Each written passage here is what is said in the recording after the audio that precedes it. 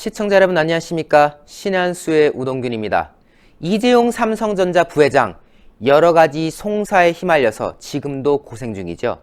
박근혜 전 대통령을 상대로 한 탄핵 정국 이후로 현재 이르기까지 수년간 말부터 시작해가지고 이제는 경영권 승계 논란까지 하나 다 트집을 잡아가지고 지금 어떻게든 이재용이라는 인물을 구속시키고 빵에 넣으려고 혈안이 됐지 않았겠습니까? 그런데 이러한 이재용 부회장에 대해서 검찰 수사심의가 더 이상 조사하지 마라, 기소하지 말라라고 권고를 내렸음에도 불구하고 이재용을 수사하는 그 수사팀이 또 이재용을 기소하려는 움직임이 보이고 있다고 합니다. 그 소식 하나하나 전해드리도록 하겠습니다. 여러분도 아시겠지만은 지난 6월에 문재인 정권에서 만든 검찰 수사심의위원회에서 10대 3이라는 압도적인 표 차이로 즉 13명 중에 10명이 이제 이재용에 대해서 더 이상 수사를 하지 말라, 그리고 기소도 하지 말라라고 권고를 내렸던 사안이 있었지 않았겠습니까? 결국 이게 무엇이겠습니까? 그 수사하는 거 보니까 좀 억지다. 경영권 승계 의혹 이오는 걸로 지금 시비를 걸고 있는데 너무 수사 내용이 근거 없이 이루어지고 있는 거 아니냐. 이거는 더 이상 수사할 감이 아니다. 고집 그만 피고 기소할 생각하지도 말라라고 문재인 정권이 만든 수사심의위에서 의견을 이미 다 내놓은 바가 있는데 법조계에서도 지금 여러 가지로 이거는 무리다라는 의견들이 쭉 나왔던 거 아니겠습니까? 그런데 수사팀 결국 이재용 부회장을 기소하는 방향으로 가닥을 잡고 있다고 합니다.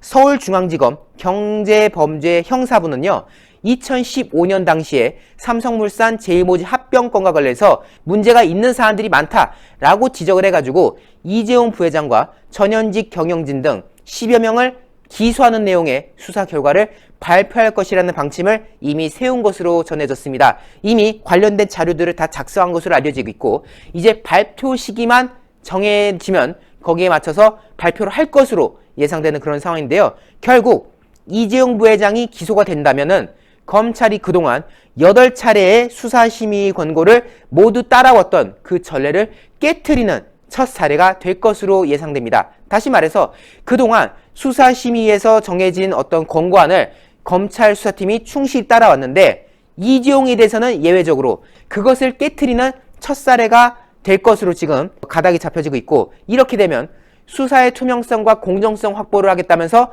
자기들 스스로 도입했던 수사심의를 자기들 스스로 무력화한다는 비판을 감수받을 수밖에 없는 상황으로 이어지고 있습니다. 참고로 윤석열 검찰총장 역시도 검찰 수사심의의 권고안에 대해서 엄중하다는 점을 인식하고 있었습니다. 때문에 이 수사심의 결론이 나온 뒤에 다음과 같이 말했다고 합니다.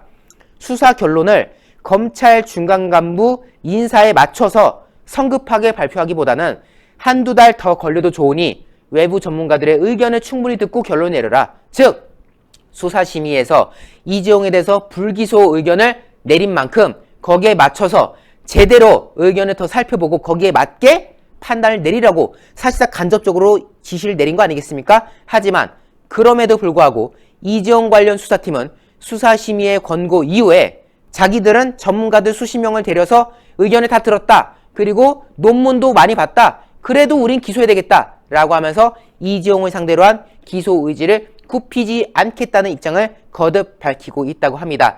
여기에 대해서 법조계의 시선은 매우 따가울 수밖에 없고 또 이를 취재하는 언론인의 시선도 안타깝다. 이것은 억지다라는 이야기들을 하고 있는데요. 모 언론사의 선임 기자가 본인의 기사를 통해서 다음과 같이 입장을 밝혔습니다. 결국 검찰 수사심의의 권고에도 불구하고 정권과 검찰 내부 권력 투쟁의 과정에서 그 시선을 기업인으로 돌려서 국면 전환용 희생양으로 이재용을 희생시키는 거 아니냐라는 우려가 이어질 수밖에 없다. 또 지금 검찰 내부가 개판이지 않습니까? 윤석열 쪽이냐 아니냐를 두고도 지금 서로가 편이 갈려서 지들끼리 치고받고 있는 그런 상황인 거고, 또 검찰의 이런 치고받는 상황이 지속될 경우에는 정부 여당 입장에서도 부담이 될 수밖에 없는데 그 시선을 이재용으로 딱 돌려가지고 여러분들 지금 그게 문제가 아니에요. 이재용이라는 사람이 문제가 있습니다. 이 사람 기소시켜서 법의 심판에 올려야 됩니다. 라고 국면 전환을 시켜서 이 과정에서 이재용이 희생되는 거 아니냐라는 이야기들이 나올 수밖에 없다. 그리고 검찰이 이재용을 기소한다면 앞으로 또다시 수년간 지난한 재판의 과정을 거쳐야 할 것인데 가뜩이나 전 세계는 미중 간의 살벌한 경제 정쟁을 막다뜨리고 있고 거기에 코로나 팬데믹으로 인해서 이것을 어떻게든 하루빨리 극복을 해야 되는 그런 상황인 건데 국내 최대 기업의 리더는 실체도 불분명한 경영권 승계 목적에 덫에 걸려서 송사로 날을 새게 됐다. 검찰이 제대로 된 실체를 밝혀내지 못해서 수사심의에서도 더 이상 조사하지 말라고 했던 사안을 결국 어거지로 지금 기소를 밀어붙여가지고 또 한 번 몇 년간의 또 재판에 이재용이 휘말리게 된 거, 이게 얼마나 타격이겠느냐. 결국 우리나라 경제에도 심각한 문제를 초래할 수밖에 없고 결국 검찰 수사팀이 검찰 수사심의의 권고를 무시하고 내린 이 결정으로 앞으로 우리 사회가 잃을 것이 얼마나 많은가, 거기에 대해서 어떻게 보상할 수 있을까에 대해서 생각해 볼 필요가 있다. 참으로 안타까운 일이다라는 이야기로 마무리를 했습니다. 국민들도 지금 많은 생각을 하고 있습니다. 이재용 그만 좀 괴롭혀라. 심지어 그 탄핵 정국 당시에 그저 이재용이 나쁜 놈 이런 식으로 그냥 생각했던, 단순하게 생각했던 국민들도 이제는 깨어나가지고 이제 그만 좀 건드려라. 지긋지긋하다. 삼성 그만 좀 괴롭혀라. 이런 말들 하고 있지 않습니까?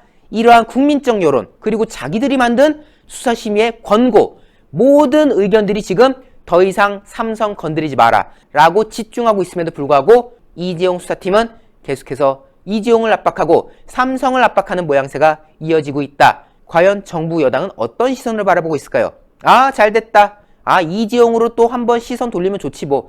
이런 식으로 하면서 또 여차하면은 이걸 이용해가지고 혹시라도 좀 뭔가 받아낼 수 있는 게 있지 않을까 라는 기대감을 가지고 있지는 않을까. 결국 이 좌파 정권에 의해서 국내 기업인들이 희생을 당하는 과정을 우리가 또 한번 목격하고 있다는 점에서 안타까움을 자아낼 수밖에 없다는 점, 여기에 대해서 우리가 진지하게 소식을 전해드렸습니다. 신의 한 수를 시청해주신 분들, 이 이재용 관련 사안에 대해서 보다 더 많은 집중을 해주셔야 될 것 같은데요. 구독 안 하신 분들 구독 버튼 꼭 눌러주시고요. 외부로 영상이 많이 나갈 수 있도록 회색 엄지를 파랗게, 추천 버튼도 잊지 말아주십시오. 시청해주신 여러분 대단히 감사합니다. 신의 한 수의 구독, 좋아요, 알림 방법입니다. 보실 영상을 눌러주세요. 아래의 구독 버튼을 눌러주세요. 그럼 종 모양이 나옵니다. 그 종 모양을 눌러주시면 신의 한 수의 새로운 영상들이 알림이 울립니다. 그리고 엄지척 좋아요 버튼을 눌러주세요. 여러분의 구독, 좋아요 버튼은 신의 한 수에 큰 힘이 됩니다. 댓글로 여러분의 많은 의견도 듣고 있습니다. 응원의 댓글도 부탁드립니다.